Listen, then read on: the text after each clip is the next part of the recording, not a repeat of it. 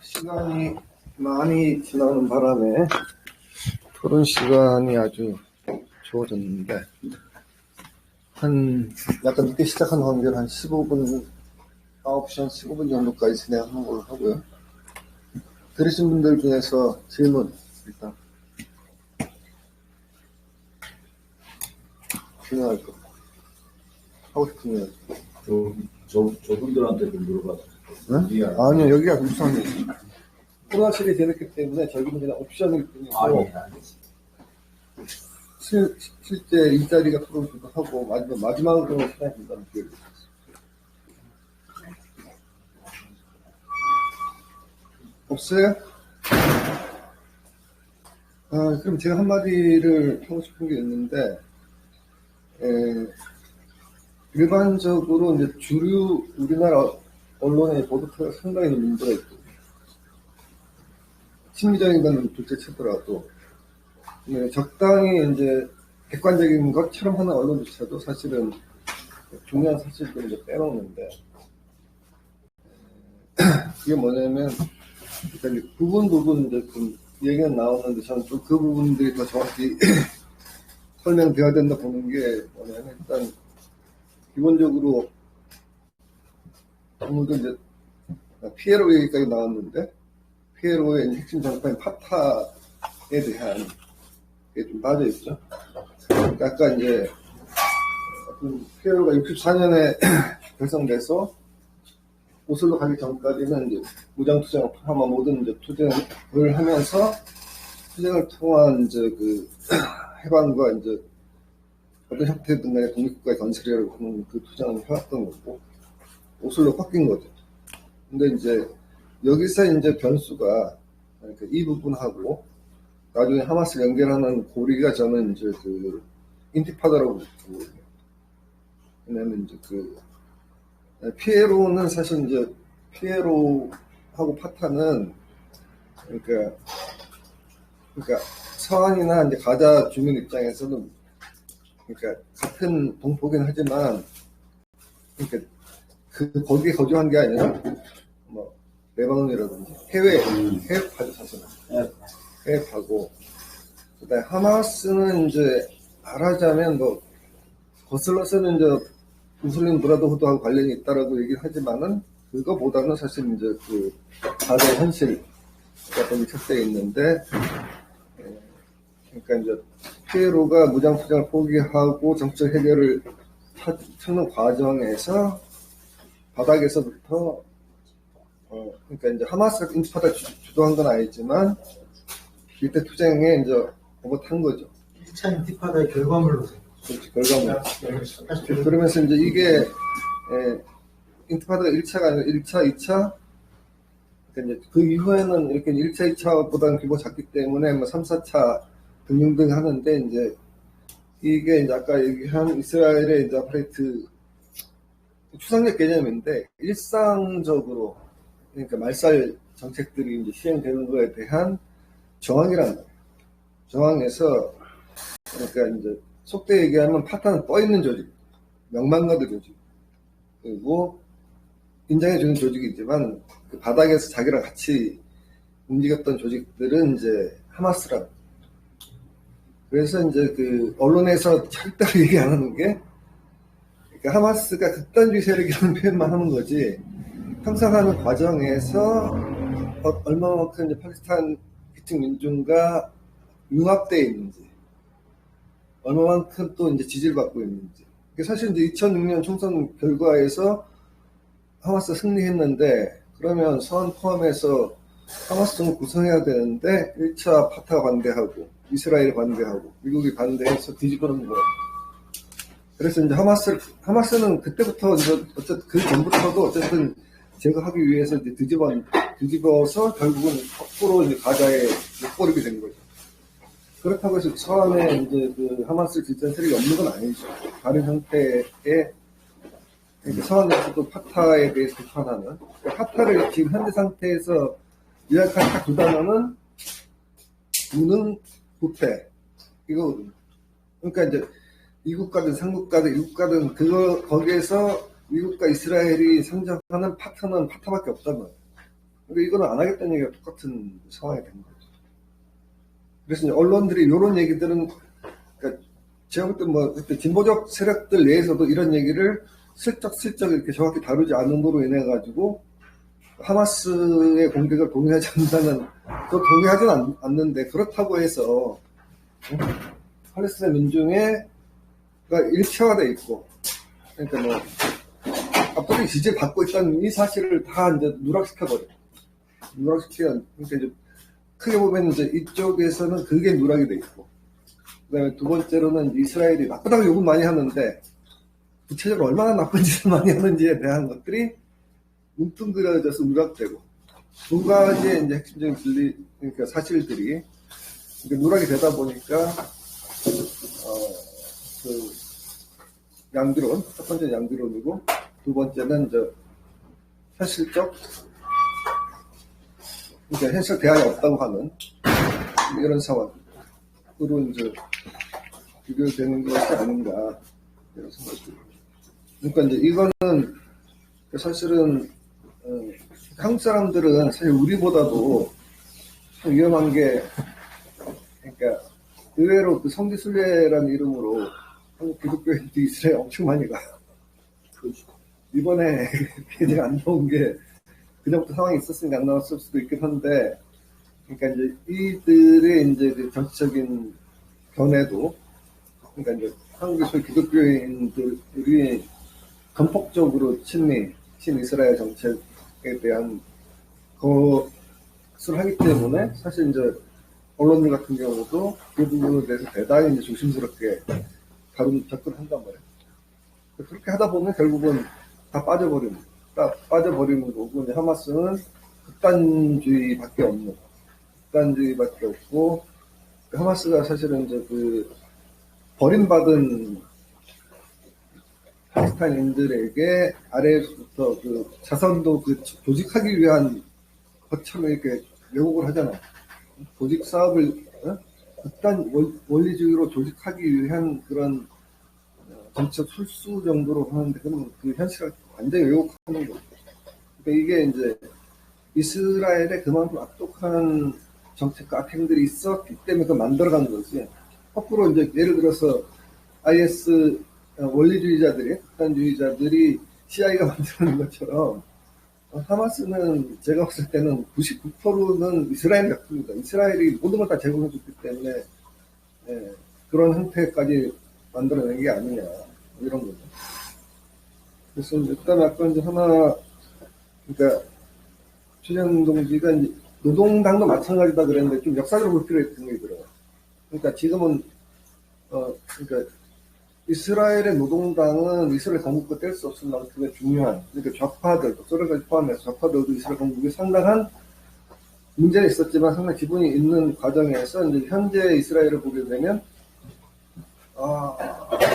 러프하게 중도 좌파에서 극우까지 오는 스펙트럼이 아니라 역사적으로 스타트할 때까지는 뭐 요소가 있긴 하지만은 그래도 예를 들어 공동체라든지 그 좀 진보적 요소들이 어느 정도 있고, 그다음에 있었던 그런 사회에서 지금 같은 경우는 그 중도가 쓸 자리가 없는, 그러니까 리버럴이 극좌로 느껴질 수 있는 정도의 이제 지형으로 변했다는 거죠.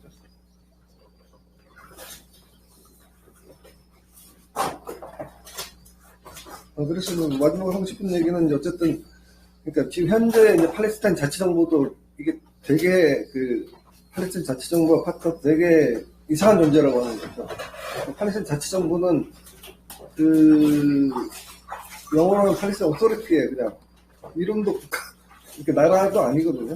정부도 아니에요. 팔레스타인 권위 또는 당국, 이게 국가 체제를 갖고 있기도 하지만, 정부, 그러니까 행정체계를 갖고 있기도 하지만은, 우리가 말로 번역해서 자치정부로 번역해 주는 거지, 사실 자치정부도 아니라고 하는 거죠.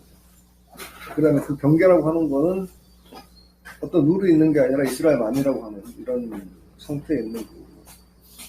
그 다음에 그 속에 이제 파타라고 하는 세력은 역사적으로는 그 팔레스타인 민족해방운동의 중심이자 주력이었던 과거일 뿐이고, 현재는 아까 말씀드린 대로 무능과 부패의 세력이기 때문에 전혀 이제 팔레스타인 민중들의 지지를 받고 있지 못하는 세력인데, 미국이든 이스라엘이든 자기들이 주무를 수 있는 파타만을 파트너로 한 해결책을 얘기하겠다는 얘기는 결국은 거기에 여전히 이제 팔레스타인 민족은 그 반면식이 없는 존재하지 않는 사람들로만 있다고 하는 게 현실이거든요.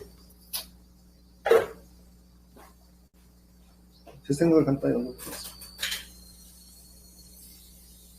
다른 분? 제가 좀, 보충, 팔레스타인 관련돼서. 그, 팔레스타인이 지금 뭐, 400, 500만이라는데, 원래 1000만이 넘었어요. 그래서 지금 한 1100만? 많게는 1400만까지 추정하는데, 그리고 이게 영국의 실에서 세속화된 팔레스타인이라는 거예요. 그래서 뭐냐면은, 이스라엘이나 미국뿐만 아니라, 아랍 국가도 팔레스타인이 하나의 단일 국가로 통일되는 걸 원하지 않아요. 그 주변의 나라가 레바논이라든지 조그만 나라이기 때문에 그 약 1000만 명이 넘는 그 세속화된 그 이슬람 그 공화국이죠. 이런 것이 탄생했을 때 여러 가지 국력이나 볼 때 그 주변 나라들은 그 이 주도권을 뺏길 수밖에 없죠. 그래서 이슬람 나라들도 그냥 팔레스타인이 저 상태로 있기를 원하는 겁니다. 그러니까 하마스나 뭐 팔레스타인 쪽 사람들은 우리 이 상태로 있으면 안 되는 걸 보여주고 끊임없이 살아남기 위해서는 이런 상태로는 안 된다고 미국이나 이스라엘뿐만 아니라 같은 이슬람 나라한테도 보여주기 위해서 이런 이제 그 몸부림칠 수밖에, 그 몸부림치라는 건 말로는 안 되니까 이런 폭발적인 행위로 나타나서 국민들에게 보여주려고 하는 거지, 이슬람. 그렇죠. 네. 보여주는 다른 어쨌든 그래서 미국, 이스라엘뿐만 아니라 다른 이슬람 국가도 이 팔레스타인이 분할돼서 현 상태로 저렇게 되는 거를 방치하고 하나의 팔레스타인 나라가 되기를 원하는 주변 나라로 다 흩어졌어요. 지금 한 600만, 400에서 600만이라는데 원래는 1100만 명 정도 됐다는 거고요. 다 흩어졌고 계속해서 인구가 늘어나고 있기 때문에 역시 마찬가지로 이스라엘이 죽이는 속도보다 낳는 속도가 빨라서 계속 인구가 늘어나고 있기 때문에. 네.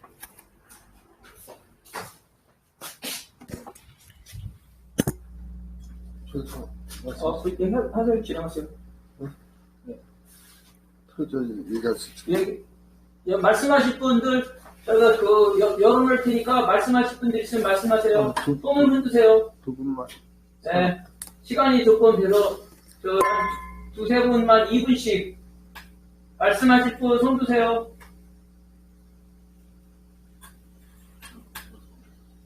손을 들 수 있어? 네, 손 들면 돼요. 아니, 열어놨어요. 일단, 우리 손 드는 거 모르면, 우리 피닉스 연구소 회원 중심으로 해서 제가 열어놨어요. 거의 다 열어놓은 것 같은데, 말씀하실 분 있으면 얘기해보세요. 누구? 유승 박사. 역시 박사님은 다르시네. 네, 말씀하세요. 얘기하세요. 유승환 박사님, 열어놨어요. 말씀하시면 돼. 안 들리는데. 안 들리는데요? 본인 걸 못 열어. 네, 그쪽 게 문제인 것 같아요. 유승환 박사님. 자, 지금 다 열어놨어요. 네, 들립니까? 들립니까? 네, 네. 예, 그 발표자님한테 질문이 있습니다.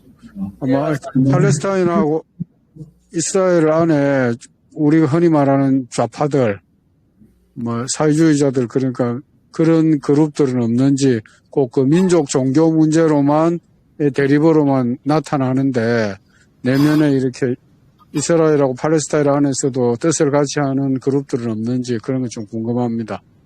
예. 네.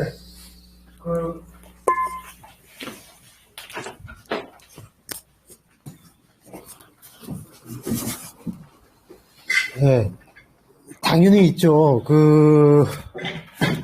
아까 이스라엘 노동당을 잠깐 제가 언급을 했었는데, 이스라엘 노동당 같은 경우에는 이스라엘 건국 때부터 77년도인가요? 그때 이제 우파 리쿠드 당한테 패배할 때까지는 계속 이제 집권 세력이었고, 실제로 아까 원 선생님도 잠깐 말씀하셨지만은, 이스라엘 노동당의 어떤 그 프로그램이라고 해야 될까요? 자체가 어떤 사회주의적인 어떤 구상?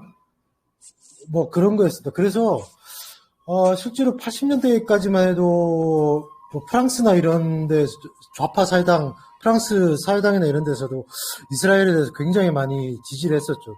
구체적으로 이스라엘 노동당에서 많이 지지를 했었는데,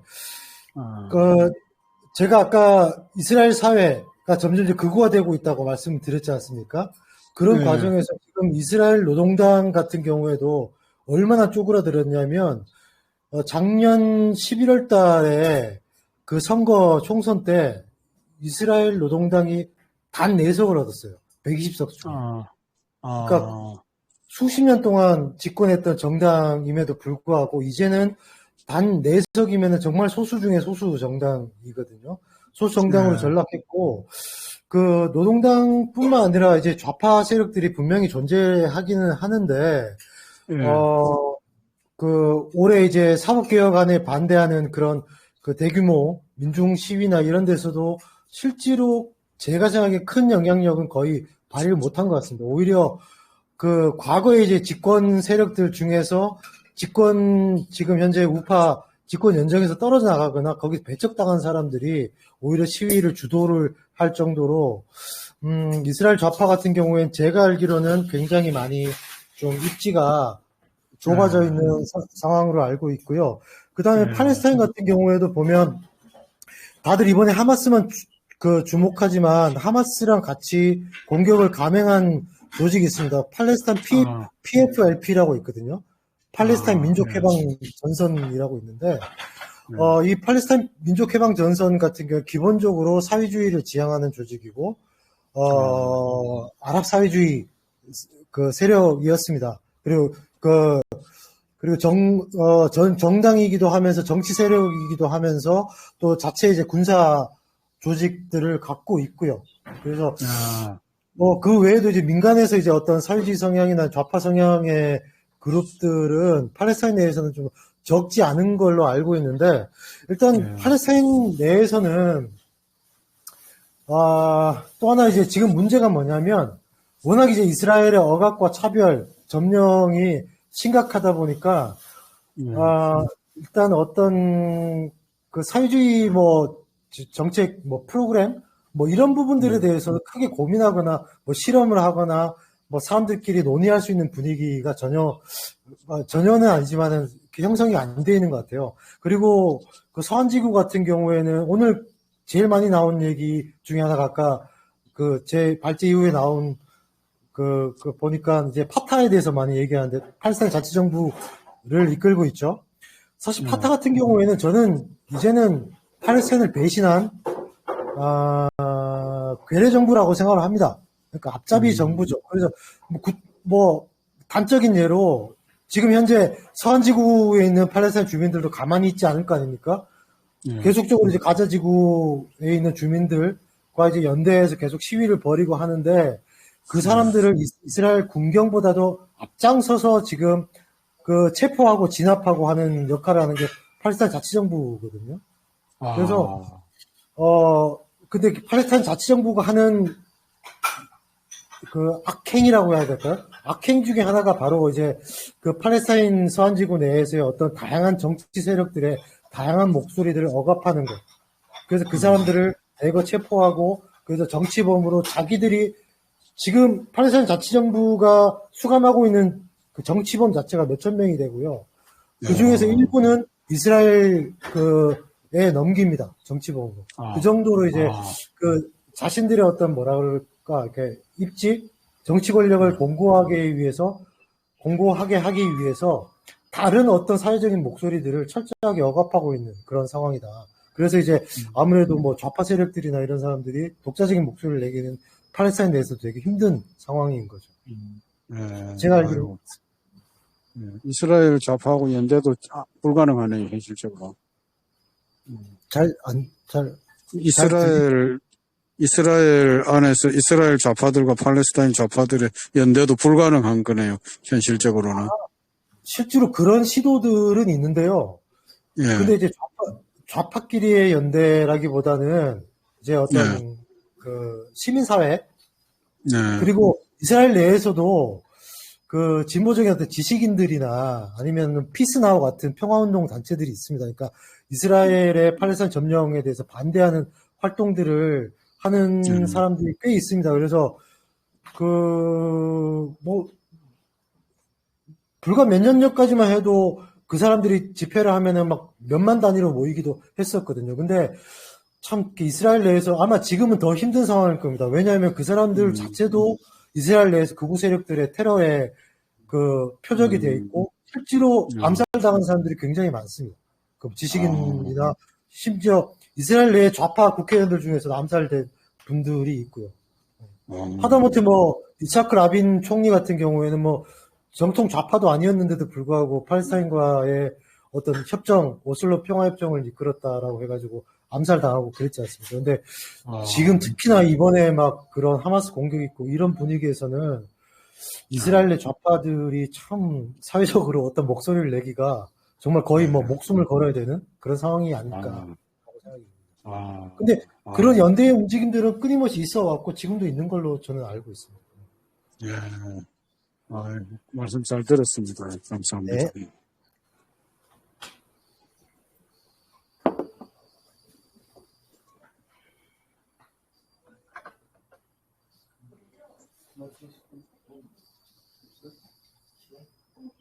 시간 다 됐는데 시간 넘지. 마지막 제가 짧게 마무리를 하자면 제가 이번 그 하마스 이스라엘 전쟁 특히 하마스의 10월 7일 공격에 대한 그 평가는 아까 발제 때 안 한 것 같아요. 근데 이거 제 개인적인 뭐 사견입니다만은 훗날 역사는 아마 하마스의 정치적인 승리로 아마 기록하지 않을까라는 게 제 개인적인 사견입니다. 물론 그 과정에서 뭐 하마스 대원들뿐만 아니라 그리고 하마스 뭐 지도부들도 많이 그 목숨을 잃고 타격을 입고 뭐 무엇보다도 가장 큰 거는 이제 가자 지구에 있는 주민들이 너무나 큰 희생을 치렀고 그 자체가 이제 비극인 거는 뭐 두말하면 잔소리겠죠. 근데 그럼에도 불구하고 이번 하마스의 공격 자체는 아까 제가 발제 때 말씀드린 것처럼 일단 지금 현상 유지 자체는 팔레스타인의 죽음이거든요. 근데 현상 유지 자체를 깨트렸고 그 다음에 뭐 사우디와 이스라엘 관계 정상화 협상 뭐 요거는 사실 일부분이긴 합니다만은 그게 아마 당분간은 이번에 그렇게 많은 사람들이 죽었는데 당분간은 아마 재개되기 힘들 겁니다.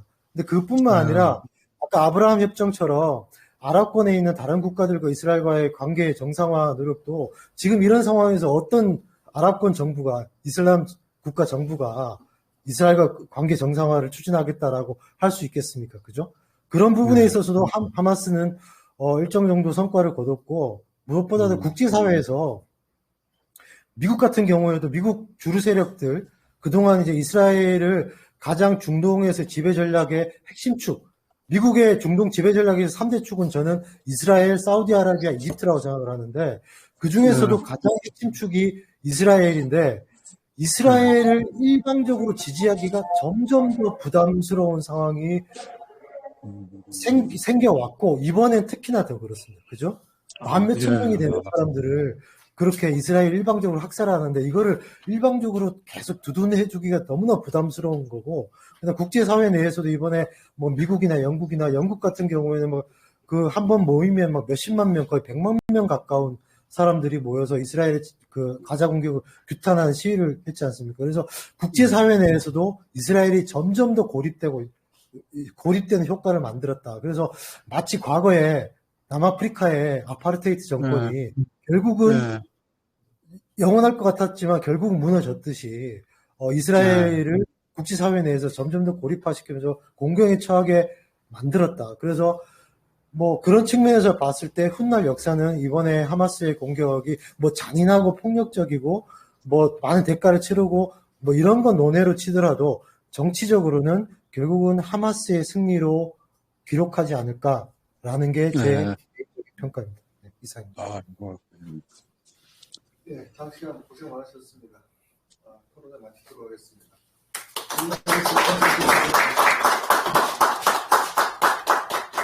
네, 감사합니다. 우리 시간이 많이 돼서 많은 얘기들을 못 들어서 죄송하고요. 이 창을 닫겠습니다. 네, 감사합니다. 감사합니다. 고맙습니다. 아이고, 수고하셨습니다. 네. 아주 복잡한 거를 작은 시간에